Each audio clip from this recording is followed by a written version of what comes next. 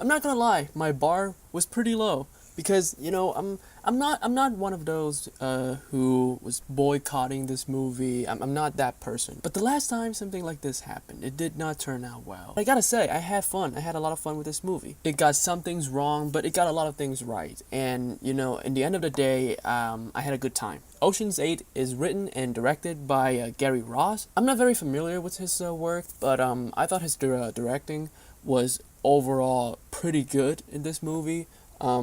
It's trust me, it's no Steven Soderbergh, but still pretty good. Sandra Bullock, she played Debbie Ocean the way one would expect Sandra Bullock to play Debbie Ocean. To play a role like this, like the big sister of a group, the way she talks, her body language is very similar to a lot of the roles that she has played before. If that's what she was going for, it worked. And she got really good chemistry with a lot of the other actresses, especially Kate Blanchett, who was phenomenal. The highlight of this movie for me, Kate Blanchett. She's just so charming, so funny, and just a scene stiller for me. And the rest of the cast did a really good job themselves. Rihanna and Sarah Paulson and Mindy Kaling, and they all did a pretty good job.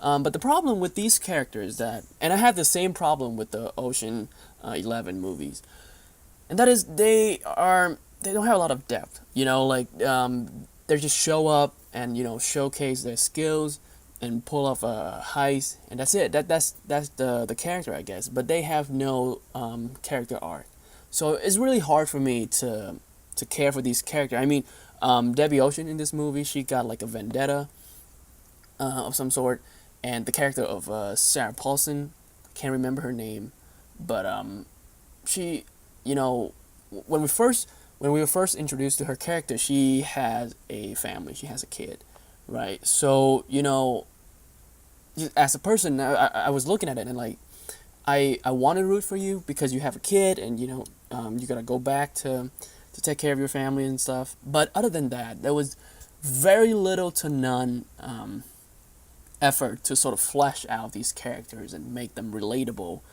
They're just kind of there to do fun things and to bounce back and forth, to banter and all that. But and I have fun.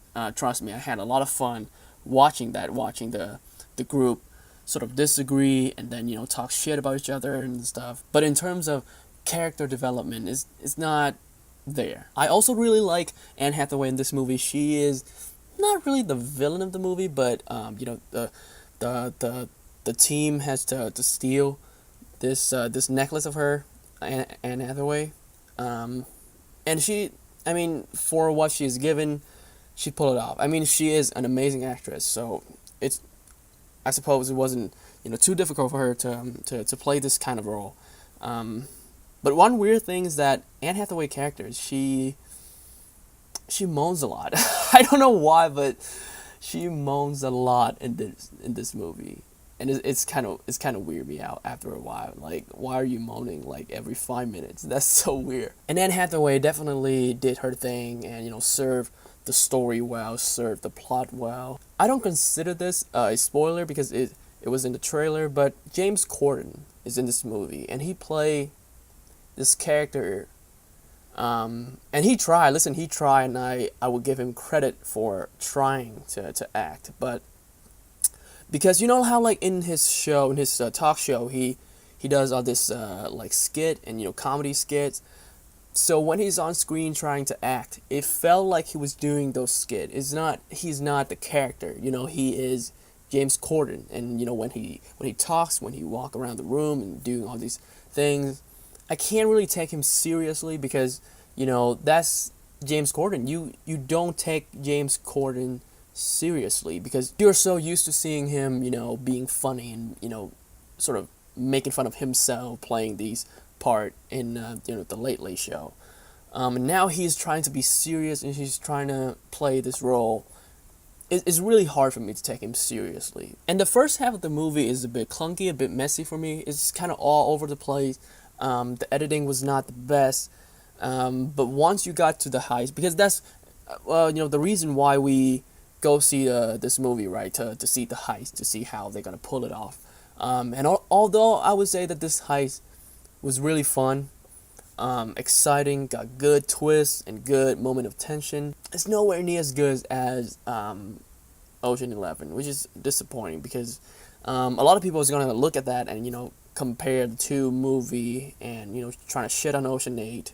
I'm not trying to do that, right? Even though I kind of just compare the two movie, but I try my best to look at this movie as its own movie, because as much as they sort of try to connect the two film, trying to connect, trying to make this like a sequel.